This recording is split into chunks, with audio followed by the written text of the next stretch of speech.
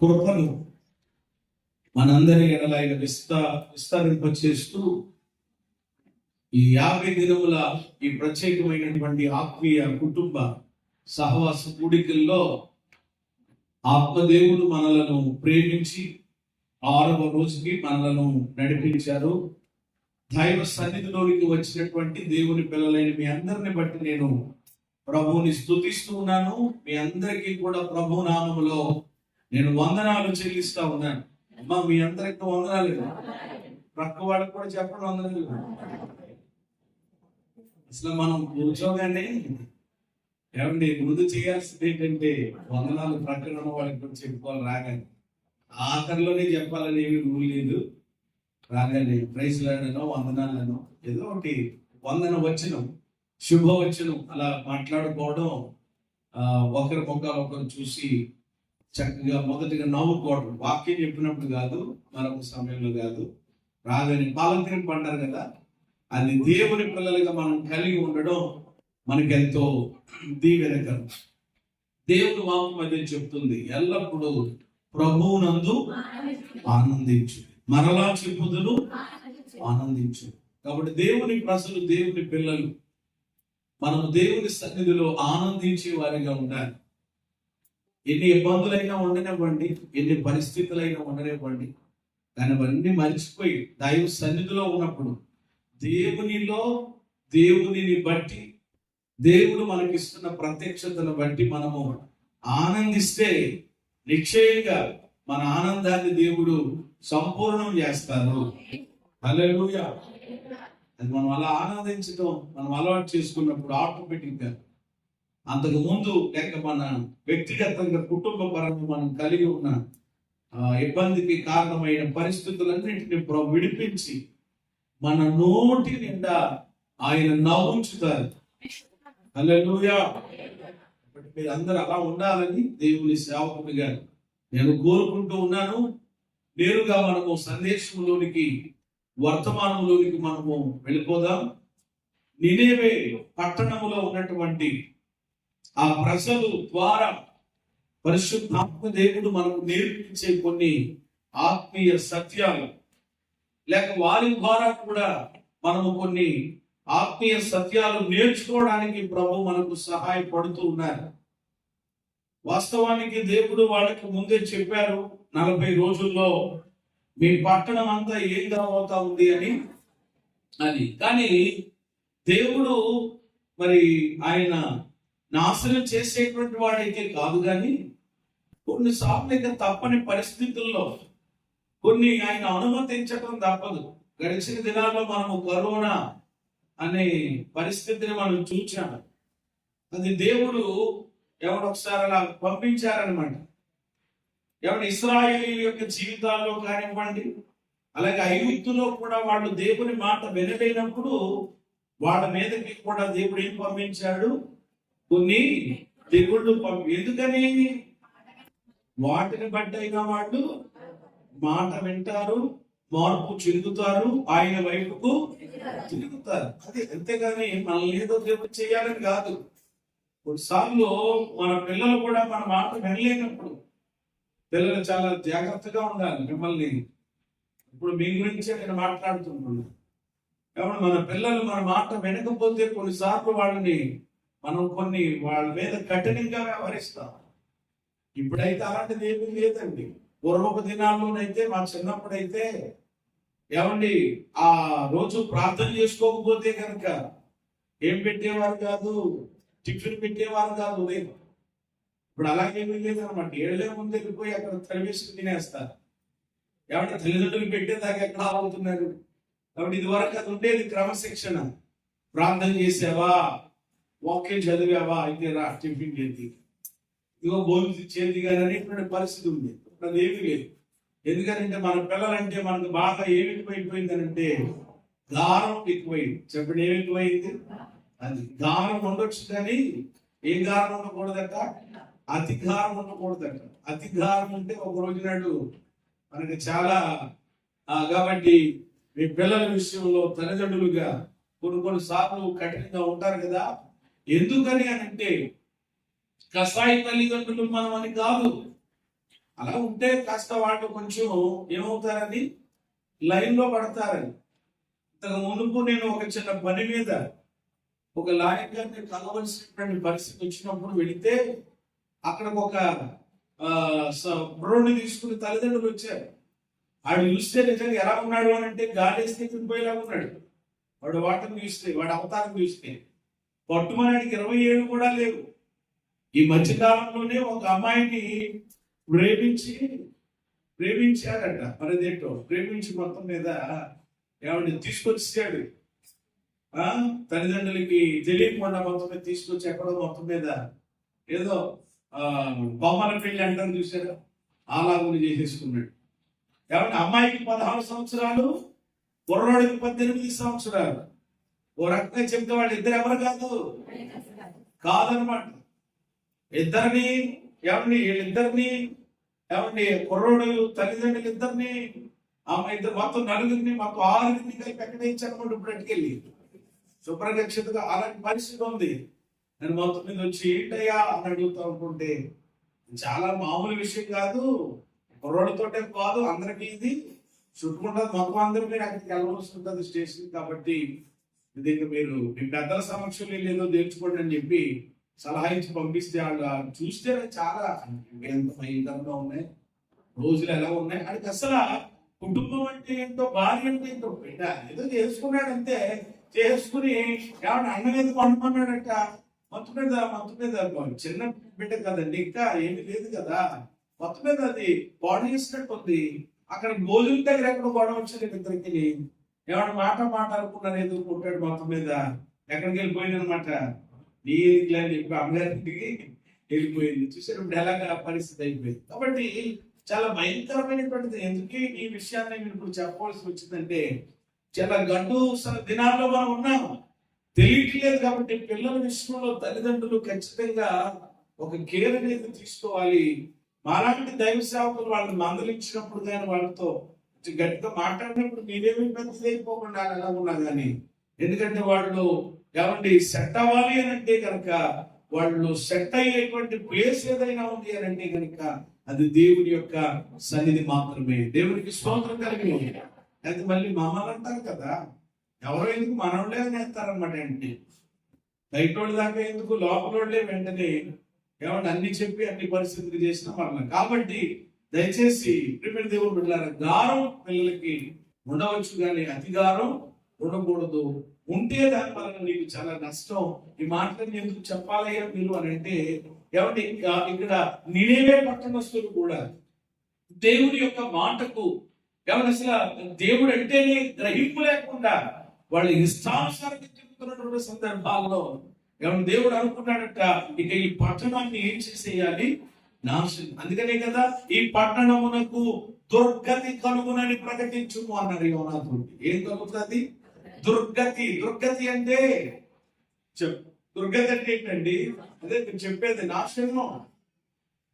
నాశనం కలుగుతుంది, ఉగ్రత వస్తుంది, మీరందరూ స్మాష్ అయిపోతారు, జాగ్రత్త అని దేవుడు ప్రేమ కలిగిన వాడు కాబట్టి చెప్పినప్పుడు నిజంగా వాళ్ళ మనము అభినందించాలి తప్పకుండా. ఎందుకనంటే దేవుని వాక్కు వాళ్ళ దగ్గరకు వచ్చినప్పుడు, దేవుని వాక్కు ప్రత్యక్షత కలిగినప్పుడు వెంటనే దానికి ప్రతిస్పందించారు. చూసారా, అది చాలా అవసరం మన జీవితంలో.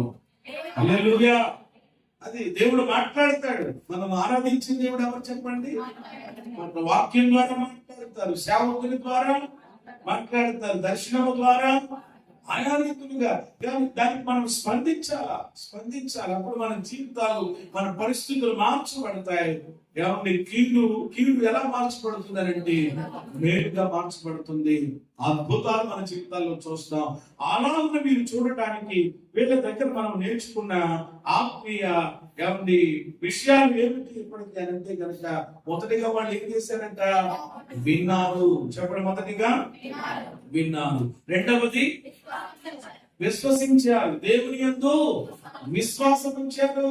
వినడం మాత్రమే కాదు, ఓహో ఇప్పుడు ఇందులో నుండి మనం తప్పించబడాలి అని అంటే దేవుడే మనకు సైన్యం, దేవుడే మనకు మాట్లాడుతుంది. దయచేసి ఆధారం అని చెప్పి వాళ్ళు దేవుని మీద గట్టి విశ్వాసం కలిగి ఉన్నారు. సేమ్ టైం మరొక పని వాళ్ళు చేశారు. అది ఏమిటి అని అంటే ఉపవాసం ఉన్నారు. చెప్పడే ఉన్నారు. ఉపవాసం ఉండడానికి వాళ్ళు తీర్మానం చేసుకున్నారు, లేక ప్రతిష్ఠించుకున్నారు. ఎవరు ఒకటి మాత్రమే కాదు, మొత్తం పట్టణంలో ఉన్న వాళ్ళందరూ అంటారు, రాజుతో సహా. చూసారు ఎంత అద్భుతమైన ప్రతిష్ట అది కలిగి ఉండాలి. ఈరోజు కుటుంబాల్లో అది లేదు. ఇదిగో నా భార్య వెళ్తుంది కదా అని అనుకుంటాడు భర్త. ఏమండి, నా భర్త వెళ్తున్నాడు కదా అనుకుంటుంది భార్య. నా పిల్లలు వెళ్తున్నారు కదా అనుకుంటారు ఏమండి తల్లిదండ్రులు. ఏమండి, ఇలా ఉన్నాయి ఈరోజు. అలా కాదట ప్రేమిడి దేవుడు పిల్లలారా, ఎవరి భక్తి వాళ్ళు చేయవలసినటువంటి పరిస్థితి. ఎందుకంటే ఒకరి భక్తి ఏమండి ఒకరికి ఏమవుదన్నమాట, ఎవరికి వాళ్ళే విశ్వసించినటువంటి వాళ్ళే. చూసారు ఇక్కడ అందరూ కూడా ఏమండి ఆ దేవుని వైపు తిరగడం అనేది చాలా అద్భుతం. ఈరోజు ప్రతి కుటుంబం కనుక ప్రతి కుటుంబం రక్షించబడుతుంది, ప్రతి కుటుంబం దీవించబడుతుంది, ప్రతి కుటుంబం పట్ల దేవుడు కలిగి ఉన్న ప్రణాళికలు సంపూర్ణంగా నెరవేరుస్తాడు ఆయన. హల్లెలూయా. ఖచ్చితంగా భయం ఉండాలి. భయం లేకపోవడం వల్లనే ఈరోజు కుటుంబాల్లో యజమానులకు భయం లేదు కాబట్టి పరిధించి తిరుగుతున్నారు. కుటుంబాలలో ఉన్న ప్రియమైన దేవుని బిడ్డలు భయం లేదు కాబట్టి దేవుని భయం పరిధించి తిరుగుతా ఉన్నారు. భయం ఉంటే ఈ సమయం దేవుడు నాకు ఇచ్చాడు, ఈ అవకాశం నాకు ఇచ్చాడు, అది నా కొరకే. భవిష్యత్తులో ఏదో కీడు రాబోతుంది, దానిని దేవుడు తప్పించడానికి, దేవుడు దానిని మేలుగా చేయడానికి ఇదిగో ఈ చక్కని అవకాశాలు, దినాలు, సమయాలు ఇచ్చాడనేటువంటి గ్రహింపు ఎవరు కలిగి ఉంటారో తప్పకుండా దేవుని యొక్క ఎవరిని మేలు చేయ ఉద్దేశించుచున్నాను అన్నారు కదా, తప్పకుండా ఆ ఉద్దేశం వాళ్ళ జీవితంలో సంపూర్ణం అవుతుంది. దేవునికి మహిమ కలుగును గాక. విగ్రహ చేతులెత్తి దేవునికి స్తోత్రం.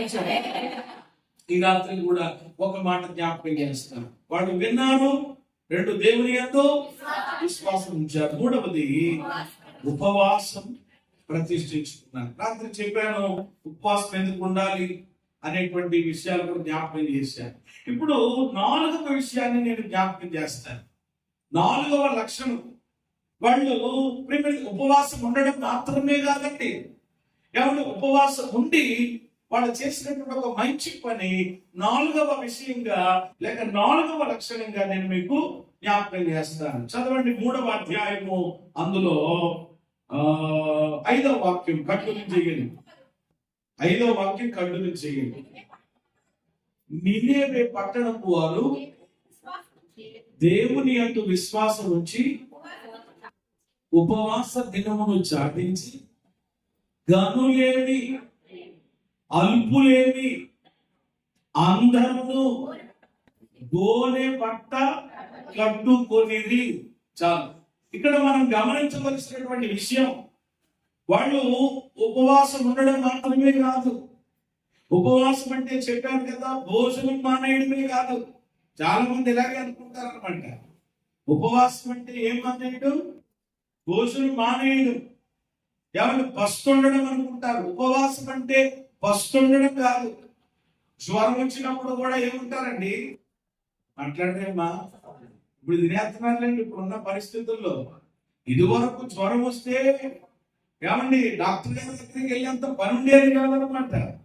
వెంటనే ఇంట్లో వాళ్ళే ఏం చేసేవారు అనమాట, లంకనం చేసేవారు.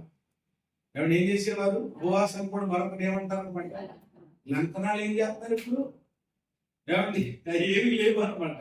అంటే తినడం మానేస్తే చెప్పండి ఏమవుతుంది, చెప్పు తగ్గిపోద్ది. నువ్వు తింటా ఉంటుంటే ఎన్ని డోలోలు మింగేసినా ఏమంటే నీ డోలోకి ఏమంటే ఏ విధమైనటువంటి స్వస్థత కలగదు కదా. కాబట్టి ఉపవాసం అంటే కేవలము ఏమంటే ప్రియమైన దేవుడు ఫస్ట్ అని మాత్రం అనుకోకండి. ఉపవాసంలో కొన్ని ఆత్మీయ అనుభవాలు మనం కలిగి ఉండాలి. అదే వేళ దగ్గర నుంచి మనం నేర్చుకుంటాం. వాళ్ళంట ఏమండి గోనె పట్ట కట్టుకున్నారంట. ఏ పట్ట కట్టుకున్నారండి? గోనె పట్ట కట్టుకున్నారు. ఆ నెత్తి మీద బూడిద చల్లుకున్నారు. తర్వాత ఉంటది అక్కడ వాక్యంలో. ఏమండి ఈ గోనె పట్ట ఎవరు కట్టుకున్నారు అక్కడ వాక్యంలో? గనులేమి అల్పులేమి. అంటే అల్పులు గోనె పట్ట కట్టుకున్నారు, గనులు కూడా గోనె పట్ట కట్టుకున్నారు. ఒక మాటలో చెప్పాలి అంటే రాజు సైతం, ఎవరంట ఆ మాటలు విన్నప్పుడు రాజు గారు కూడా సింహాసనం మీద నుండి దిగి రాజ వస్త్రాన్ని తీసేసి పట్టదు గోనెపట్ట అని చెప్పి ఆజ్ఞాపించి పిలిపించుకుని మరి ఏం చేసుకున్నాడు అని. అంటే ఇక్కడ మనం ఆలోచన చేస్తే ఎవరు గోనె పట్ట కట్టుకున్నారు? మాట్లాడాలి తల్లి మీరే. అమ్మ ఎవరు గోనె పట్ట కట్టుకున్నారు? అందరూ గోనె పట్ట కట్టుకున్నారని చెప్పండి, నిండుగా ఉంటుంది. స్తోత్రం చెల్లించండి అందరూ. ఎవరు కట్టుకున్నారమ్మా? అందరూ. అంటే ఎవరు ఏమీ లేదు ఇక్కడ, మినహాయింపు లేదు. చెప్పండి, ఏమీ లేదనమాట. వాళ్ళు కట్టుకోలేదండి పాస్టర్ గారండి, ఏదో కట్టుకున్నారండి నేను రిపోర్ట్లు లేదు ఇక్కడ. కాబట్టి ఈరోజు చూడండి సంఘంలో ఇంకా చాలా మంది ఉన్నారు, వాళ్ళు రాలేదు కదా మిగిలినాడు. అలాగనమాట ఇక్కడ అలా కాదనమాట. అల్పులేమి అంటే తక్కువ వాళ్ళేమి, గొప్ప వాళ్ళేమి, రాజుగారు సైతం, ప్రపంచంలో ఉన్నటువంటి సైన్యాధిపతులేంటి, అధికారులేంటి, అందరూ చెప్పండి ఏం కట్టుకున్నారంట? గోనె పట్ట కట్టుకున్నారు. ఈ రోజు ప్రేమిన దేవుని బిడ్డలారా, మన జీవితాల్లో దేవుని కార్యాలు జరగాలి అని అంటే, కీడు మేలుగా మార్చబడాలి అని అంటే, అద్భుతాలు మనం చూడాలి అని అంటే ఖచ్చితంగా ఈ అనుభవంలోనికి కూడా మనం రావాలి. ఏమిటి ఆ అనుభవం అనంటే గోనె పట్ట ధరించడం. ఏం ధరించడం? అందుకని రేపు రాత్రి మీరు ప్రార్థనకు వచ్చినప్పుడు, హలో ఉన్నారా? అయ్యో ఇప్పుడే అలా ఎవరైనా అంటే మన డ్రెస్సులన్నీ ఏమైపోవాలన్నమాట కొంతమంది ఆలోచన చేస్తారు. అయితే ఎప్పుడు కూడా దేవుని వాక్యాన్ని కేవలము భౌతికంగా మాత్రమే దాన్ని తీసుకోకూడదు. గోను బట్టి కట్టుకోమన్నారని పాస్టర్ గారిని గోను గుంట ఎక్కడైనా కనుక్కుంటే అది మగవాళ్ళైతే ఫ్యాంట్ షర్ట్ కింద, స్త్రీలైతే పంజాబీ డ్రెస్ కింద, గొడవ లేకుండా. ఏమండి అలాంటి వాళ్ళు కూడా ఉన్నారే ఇప్పుడు. అదే కావాలి ఈరోజు చాలా మందికి. రేపు రాత్రికి ఒక ప్రత్యేకమైనటువంటి మరి విధానంలో రాబోతున్నారని ప్రకటన చేయండి. అవతల అర్జెంట్ గా ఏం చేయాలన్నమాట, లైట్లు కట్టి కుర్చీలన్నీ వేయాలి. ఎందుకంటే ఇక్కడ నిండుపోగా ప్రజలు అక్కడప్పుడు వచ్చేస్తారు. ఎందుకనంటే ఈ డయాస్ అంతా తీసేస్తాం. పాస్టర్ గారు ఏం ధరించబోతున్నారంట? గోనె పట్ట ధరించి బూడిద చల్లుకోబోతున్నారంట. కూర్చున్న అందరికి బూడిద పట్టబోతున్నారంట. బూడిద బాబా. ఏ బాబా అనండి? టెంట్లు వేయాలి, బయట లైట్ కట్టాలి, ఇక్కడ కుర్చీలు తేవాలి, పొలోమని మందొచ్చి పడిపోతారు. ఈరోజు అలాంటి పరిస్థితులు ఉన్నాయండి లోపల. అంటే వాళ్ళకి వాక్యం ఎలాగ అర్థమైంది అనమాట. ఆర్సీఎం వాడు కూడా నిన్న ఏ రోజు చెప్పండి? నిన్న బుధవారం కదా. ఏ బుధవారమో? భస్మ బుధవారం అంటారు. నిన్న భస్మ బుధవారం రోజు నాడు ఆర్సీఎం వాళ్ళు ఏం చేస్తారు అని అంటే ఆ బూడిద, ఏమన్నా ఆ బూడిద బుధవారం అంటారు. ఒక రకంగా చెప్పాలంటే భస్మ బుధవారానికి మరో పేరు ఏంటంటే బూడిద బుధవారం. మరి ఆర్సీఎం వాళ్ళు కూడా వచ్చినటువంటి భక్తులందరికీ కూడా బూడిద ఏమంటే సిలువగా వేస్తారనమాట అండి నెత్తి మీద. అంటే వాళ్ళ సాంప్రదాయం వాళ్ళది, వాళ్ళ విధానం వాళ్ళది. మనం విమర్శించట్లేదు, కానీ దేవుని వాక్యం మనం తెలుసుకోవాలి. ఎవరి ప్రేమ దేవుని బిడ్డలారా, అయితే ఇక్కడ మనం గమనించవలసిన విషయం ఏంటంటే దేవుడు భౌతికంగా, అందుకని యోవేలు గ్రంథంలో కూడా మీ వస్త్రములను కాక మీ హృదయములను, అది అంటే దేవుని వాక్యాన్ని మనము అలంకారంగా ఆ మాటలు రాయబడినప్పుడు ఎవరిని అక్షరార్థంగా కాకుండా వాటిని ఆత్మీయ అర్థంగా మనము తీసుకోవాలి. స్తోత్రం చెప్పండి. గొనెపట్టే నిజంగా ఏదో అనేటువంటిది కాదు, కానీ గోనె పట్ట నేర్పించే ఆత్మీయ పాఠాలు. గోనె పట్ట నేర్పించే ఆత్మీయ పాఠాలు. ఎందుకు చెప్పాను నేను? వెంటనే టైటిల్ గా మీరు పెట్టుకుంటారని, ఆ తర్వాత తగ్గగా చెప్పేస్తారు, మళ్ళీ మీరు రాసుకోవడానికి అవకాశం ఉండకపోవచ్చు.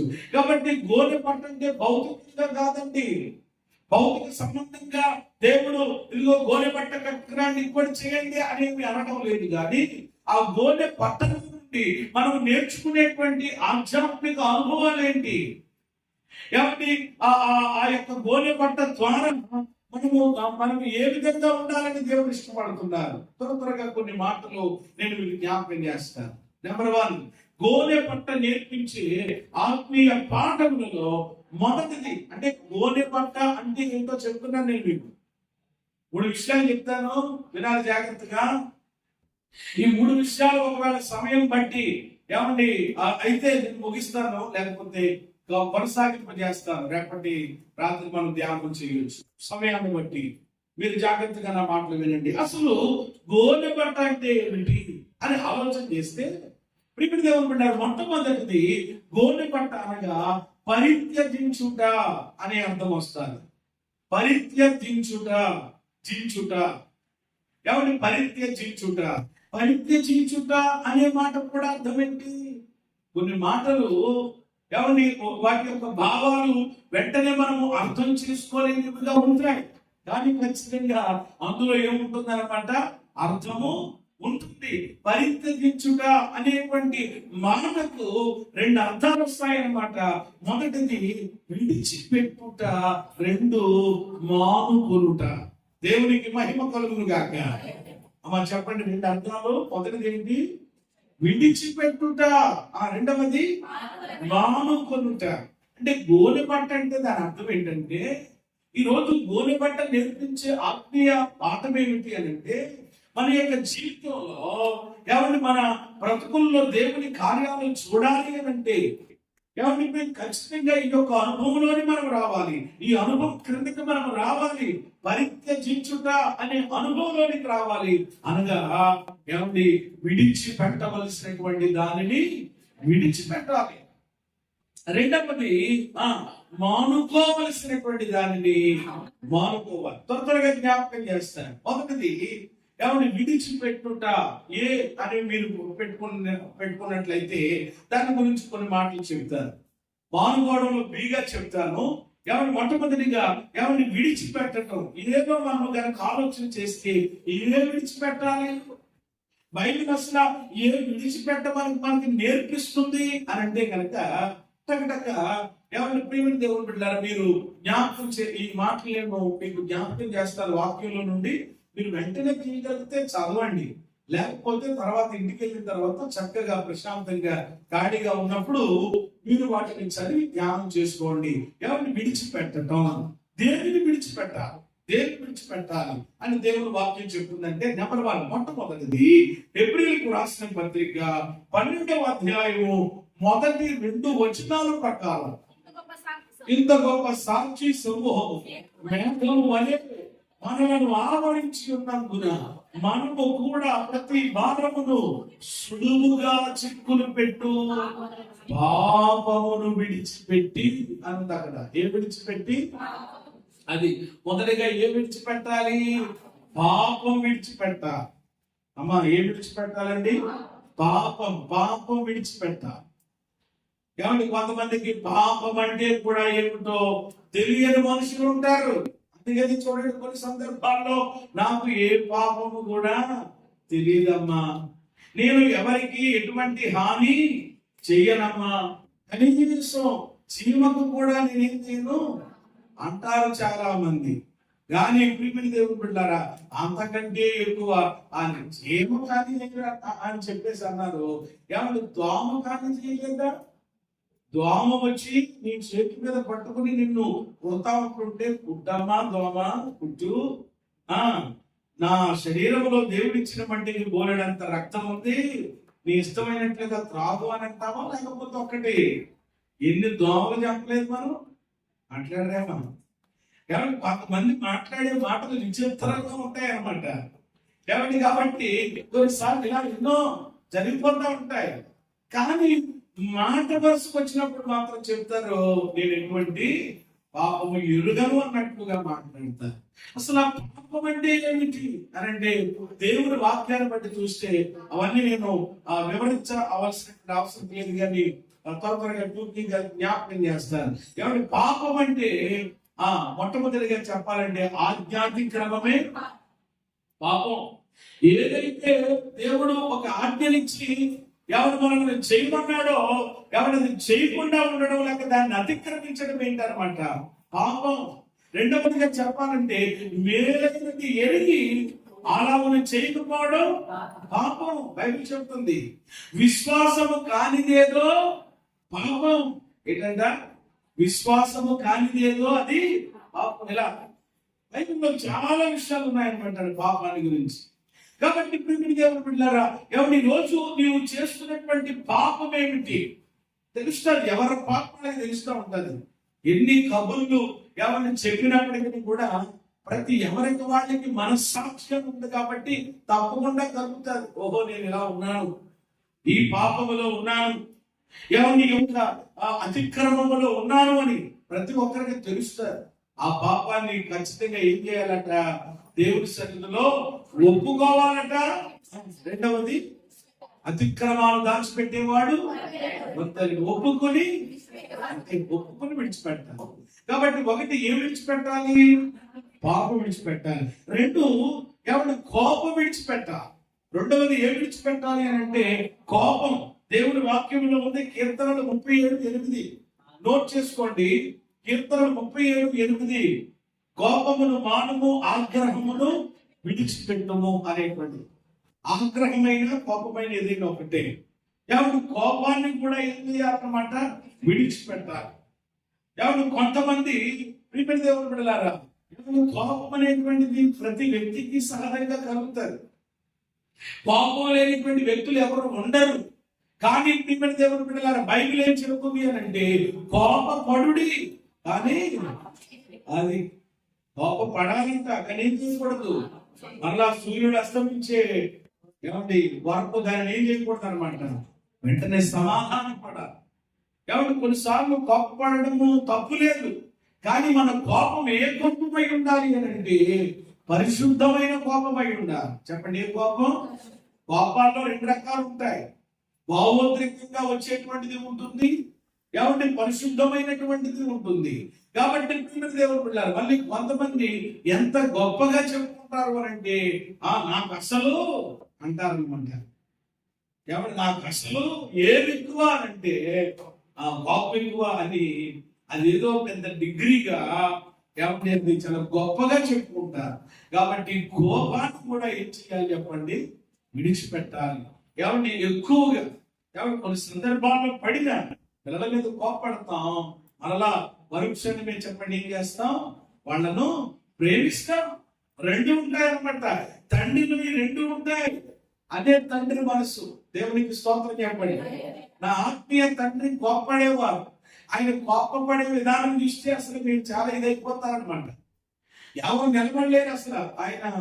ఆయన వేల మంది ప్రజల్లో సైతం కోపపడేవాడు అనమాట. ఏమంటే ఆయనకు కోపం వస్తే అక్కడ ఏదైనా ఇబ్బందికరంగా ఉంటే దేవుని పనివాడైతే కనుక అంతమంది ఉన్నారు ఇంతమంది ఉన్నారని కాదు, ఎంతమందిలోనైనా ఆయన కోపపడేవాడు. ఏమంటే ఎటువంటి దేవుడు బిడ్డారు, కానీ సాయంత్రం అయ్యేటప్పటికి ఆయన మరలా ఏమంటే మమ్మల్ని పిలిచి ఏమండి తన ప్రేమను ఆయన చూపించేవారు. దేవుడికి స్తోత్రం. అంటే ఆయనలో ఏమున్నాయి చెప్పండి? రెండోది ఏముంది? ప్రేమ ఉంది.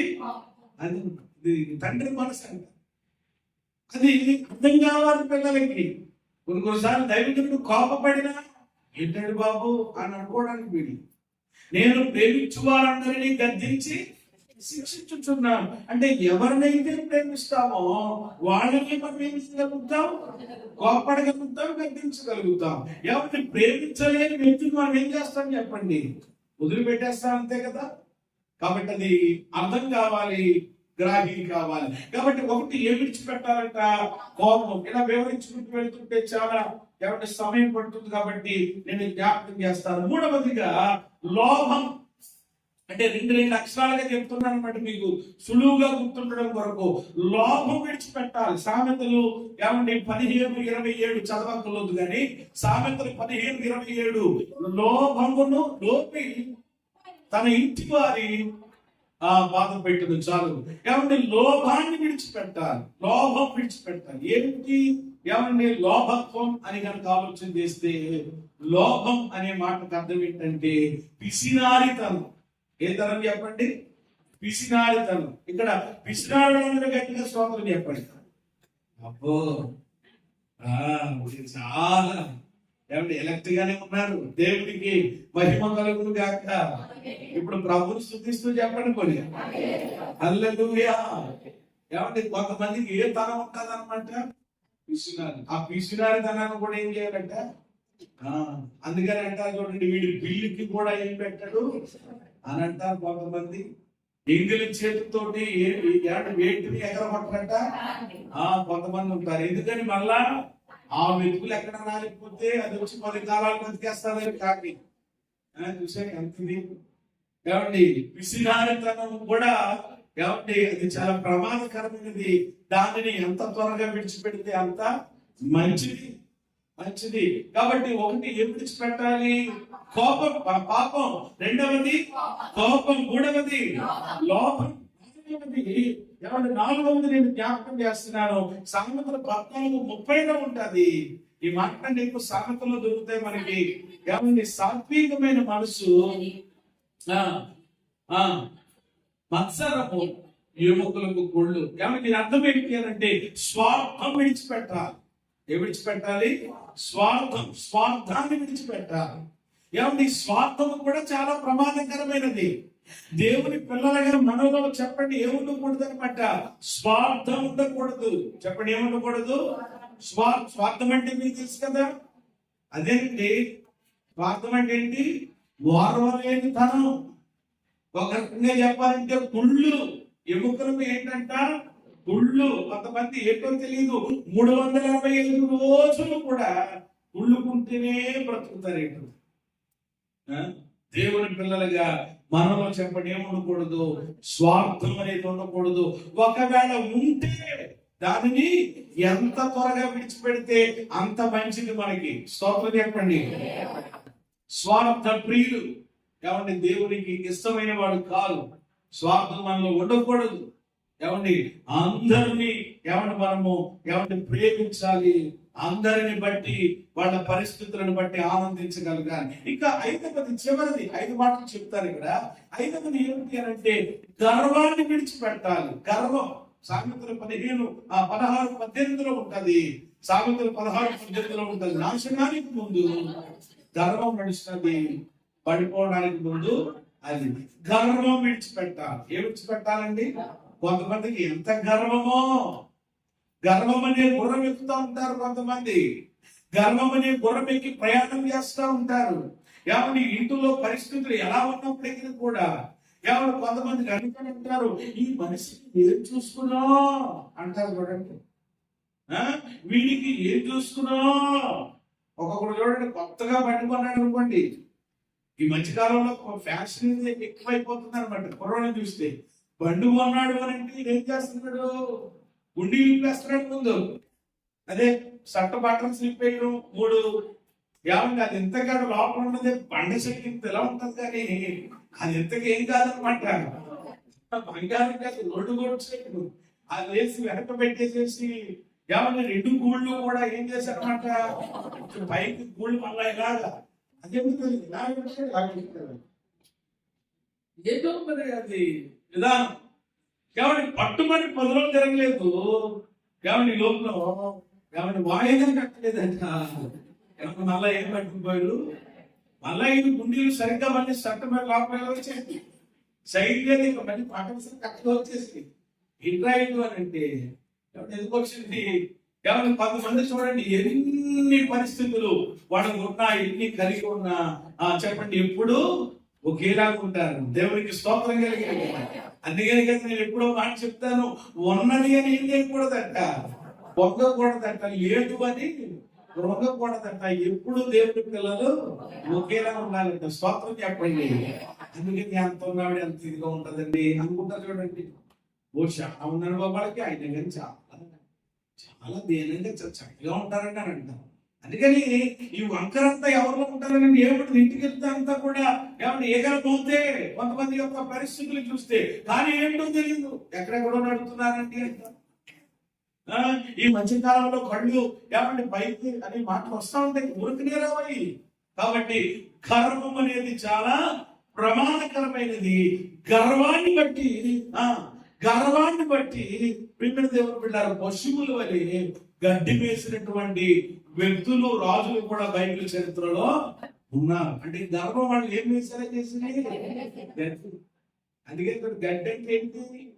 ప్రియమైన దేవుని బిడ్డలారా, కొంతమంది చూడండి పెద్ద గర్వంగా చాలా పెద్ద పొగరండి బాబు చేస్తా లెక్క చేయండి ఎవరినే చాలా తిరిగి తిరుగుతాడండి. అందుకని డాక్టర్ గారు ఈ మధ్య భోజనం దిగుతున్నారటండి. ఏం తినమన్నట్టే పచ్చి కాయగూర తినమన్నారట. ఏ కాయగూరలో బీరకాయన బెండకాయని ఏదైనా కోసేసుకుని ఏం చేయాలన్నమాట అండి. ఓ రకంగా చెప్పాలంటే ఇప్పుడు ఏం తింటున్నట్టు చెప్తాడు, జాగ్రత్త గడ్డి తినిపిస్తాడు. అందుకని ఎప్పుడు దేవుడి పిల్లలు ఎలా ఉంటారన్నమాట, చక్కగా ఒదిగి ఏమంటే అణిగి మనం ఉంటే చక్కగా తింటాం. దేవుడి కృపను బట్టి అన్ని రకాల రుచులు ఆరోగ్యంగా ఉంటాం. దేవునికి స్తోత్రం కలిగిందా. లేకపోతే గడ్డే, లేకపోతే మొత్తం రూట్ మ్యాప్ మారిపోతుంది, మొత్తం మెనూ మారిపోతుంది. కాబట్టి భోజనం చెక్క మార్చేస్తాడు దేవుడు. కాబట్టి దేవుడి పిల్లలకి నాకైనా మీకైనా ఎవరికి చెప్పండి అన్నాడు ఏం పనికి రాదనమాట. దేనికి మనం గర్వించడానికి వీళ్ళు లేదు. ఈరోజు మనం ఎలా ఉన్నామంటే కేవలం దేవుని కృప అని ఎప్పుడు ప్రభుని చేయాలి, స్తుతించాలి. కాబట్టి ఎన్ని మాటలు వచ్చినాయి ఇక్కడ? 5 మాటలు. ఒకటి ఏం విడిచిపెట్టాలి, రెండవది, మూడవది, నాలుగవది ఎవరి గర్వం, కోపం, పాపం, లోభం, ఎవరి స్వార్థం, గర్వం. ఎవరి ఇవన్నీ కూడా దేవునికి ఇష్టమైనవి కావని బైబిల్ చెప్తా ఉంది. అవన్నీ మనం విడిచిపెట్టు. ఒకవేళ మన దగ్గర ఉంటే ఆ సరుకు ఎవరి ఈ రోజు నుండి, ఈ రాత్రి నుండి మన దగ్గర ఉండకుండాను గాక, దాన్ని మనం తీసివేసుకుందాము గాక. ఇక్కడ వీళ్ళు అదే చేశారండి. ఈ ఇనేవారు కూడా ఇవన్నీ విడిచిపెట్టేశారు. వాడు 9వ వచనం చదవండి ఒకసారి. 9వ వచనం త్వరగా. 9వ వాక్యం, మనుషులందరూ తమ దుర్మార్గములను విడిచి, చాలండి ఒక్క మాట, ఏం విడిచి? దుర్మార్గాలు. చాలా దుర్మార్గంగా ఉండేవారంటే నేనేవే పర్పస్లంటే మామూలు కాదు. వాళ్ళందరూ ఇప్పుడు ప్రేమ దేవుని బిడ్డలారా ఏం విడిచిపెట్టారు అంటే దుర్మార్గాలను విడిచిపెట్టారు. కాబట్టి గోనె పట్ట నేర్పించే ఆత్మీయ పాఠం ఏమిటి అని అంటే, గోనె పట్ట అనగా మొదటి మాట పరిత్యజించుట అనగా, పరిత్యజించుట అనగా మొదటి దీనికి చెప్పండి, ఏ విడిచిపెట్టుట. ఏ విడిచిపెట్టాలో చూసాం. అవన్నీ ఎవరు విడిచిపెట్టారు? నినివే వాళ్ళు. ఇప్పుడు బి దగ్గరికి రండి. రెండవది ఏంటంటే మానుకొనుట. మానుకోవడం అంటే మానుకొనవలసినవి మానుకోవాలి. మనం మానవలసినవి మానాలి. కొంతమంది ప్రేమనికి ఎవరు బిడ్డలారా దైవ సన్నిధికి వస్తా ఉంటారు కానీ ఏమండి ఇలాంటి 50 దినాల ప్రార్థనలైనా 21 దినాల ప్రార్థనలైనా ఏ ప్రార్థనలైనా మంచిగా వస్తారు, సంతోషం రావాలి. కానీ ఏమండి ఎన్ని ప్రార్థనలకి వచ్చినా, ఎంతకాలం దేవుని సన్నిధికి వచ్చినా అదేంటో తెలియదు. కొందరు మానుకోవలసినవి చెప్పండి మీరు మానుకోరు. కొందరు కూతురు మానరు. ఏం మారండి? కొందరు నోరు తెరిస్తేనే ఇంగ్లీష్ దగ్గర ఇంగ్లీష్ మీడియమే. ఏ మీడియం రాదాలకి అసలు అంతా ఇంగ్లీష్ లోనే మాట్లాడతారు. అంటే మీకు అర్థం కావాలి. ఇక ఏమంటే బూతులు మానరు. అందుకని ఏమంటే నేను నోరు ఏమంటారు చెప్పండి, పట్టి అంటారు చూడండి. ఏమంటే ఆమె నోరు కొంతమంది ఏమంటే గంపనోరు అంటారు.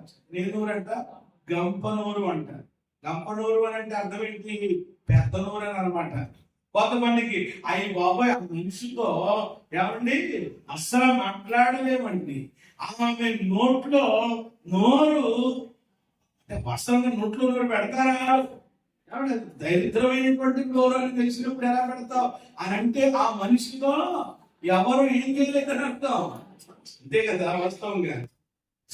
ఏమో నోరుతో బతికేస్తుందండి, నోరుతో పడిపోద్దండి అని అంటా ఉంటారు చూడండి చాలా మంది. దేవుడి ప్రసరంగా దేవుడి పిల్లలుగా అలాంటి సాక్ష్యం ఏమాత్రం కూడా మనము కలిగి ఉండకూడదు. బూతులకు మానేయాలి. కొంతమంది ఎన్ని ప్రసంగాలు వినండి, వాళ్ళకి నచ్చిన సీరియల్ ఏదో ఫేవరెట్ సీరియల్ ఉంటుంది. అది ఎన్ని చెప్పనివ్వండి, నేను కాదు ఏమంటే పాల్సన్ గారిని తీసుకొచ్చినా, లేకపోతే ఇంకొక ఆయన ఎవరినో తీసుకొచ్చి, ఎంతమంది దైవ సేవకులు తీసుకొచ్చి ఇక్కడ వాక్యాన్ని బోధించిన కొంతమంది ఏమంటారండి, అది మాత్రం మేము కొందరు ఉంటాయన్నమాట అండి. అవి మానుకోరు. ఏమంటే మానుకుంటేనే మన మన జీవితంలో దేవుని కార్యము ప్రారంభమవుతుంది. చదవండి ఒకసారి ఏం అనుకోవాలో త్వరగా ఒకే చోట చూపించేస్తాను, నోట్ చేసుకోండి మీరు. మొదటి పేతురు పత్రిక 2వ అధ్యాయం మొదటి 3 వచనాలు. మొదటి పేతురు పత్రిక 2వ అధ్యాయము మొదటి 3 వచనాల్లో మీరు ప్రభు దయాళుడని రుచి చూస్తే సమస్తమైన దుష్టత్వం, నెంబర్ 1 మొదటి మాట, సమస్తమైన కపటం 2, 3 వేషధారణ, అసూయ, సమస్తమైన ఇందాక చెప్పాను దూషణ మాటలు మాని. అండర్లైన్ చేసుకోండి, ఏం చేసి మాని. అది అంటే దేవుని పిల్లలు నిజంగా దేవుడు దయాళుడు, దేవుడు కనికర సంపన్నుడు, దేవుడు జాలిగలవాడు, కీడును మేలుగా మార్చగలవాడని తెలిస్తే చెప్పండి ఏం చేయాలంట, ఈ 5 మానాలి. ఇక్కడ 5 ఉన్నాయి, ఇక్కడ 5 ఉన్నాయి. వివరించి జస్ట్ జ్ఞాపకం చేస్తాను. మొదటిది ఏంటి చెప్పండి, దుష్టత్వం. మొదటి మాట ఏంటి, నెంబర్ 1 దుష్టత్వం. దుష్టత్వం అని అంటే చెడుతనం. చెడుతనం ఏమంటే ఆ చెడుతనం ఏం చేయాలి, మానేయాలి. 2 కపటం. ఏంటి చెప్పండి, కపటం. కొంతమందికి ఏమంటే ఒళ్ళంతా ఏంటంట కపటమే. ఏమండి దేవుని పిల్లలు ఏమండి ఎలాంటి వారిగా ఉండాలి అని అంటే కపటము లేని వారు. మన ప్రభు ఎవరు చెప్పండి, మన యేసయ్య ఏమి లేని వాడట అది. కాబట్టి కపటం అనేది మనలో ఉండకూడదు, అది మానేయాలి. ఉంటే 3వది ఏమిటి చెప్పండి, వేషధారణ. ఏ ధారణ, కొంతమందిలో ఇది కొట్టొచ్చినట్టుగా కనబడతారు, టన్నులుగా ఉంటది కొంతమందిలో. వేషధారణ, వేషధారణ.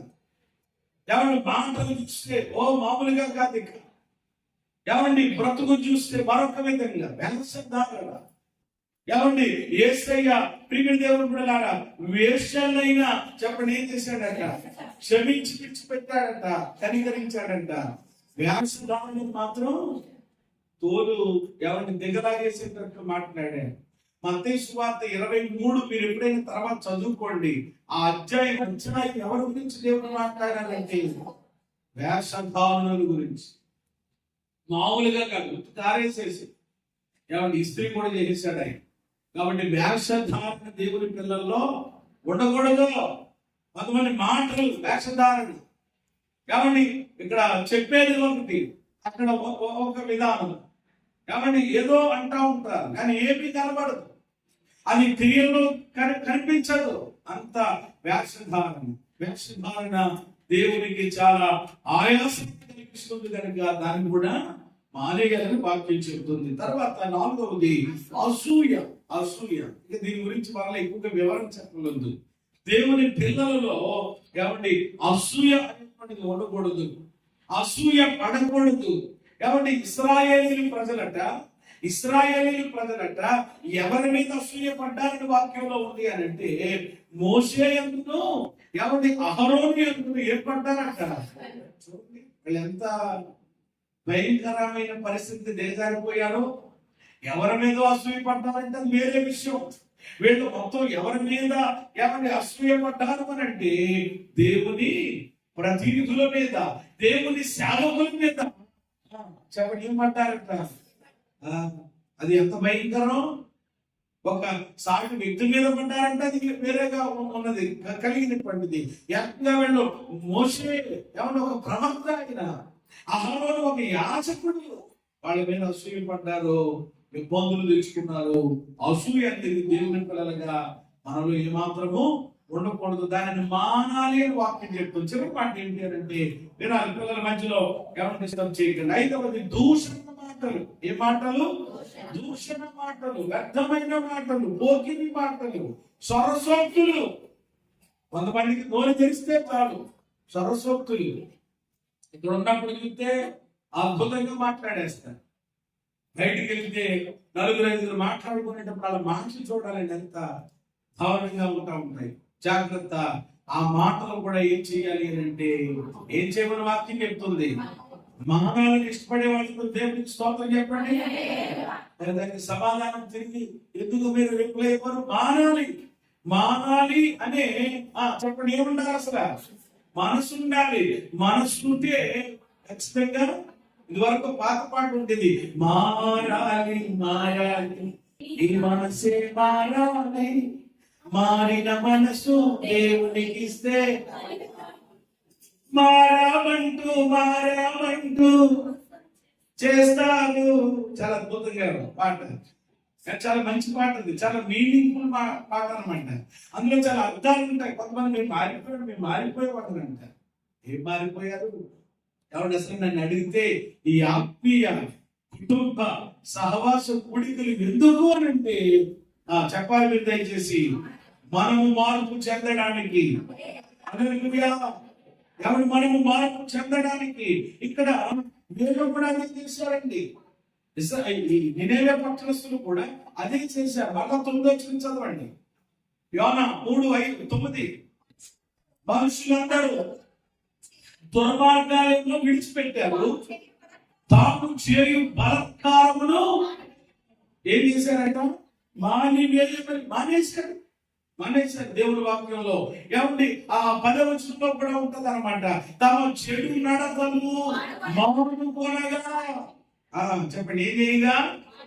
సరే, నివేవే ప్రజలు ఏమండి ఏం మానుకున్నారంట?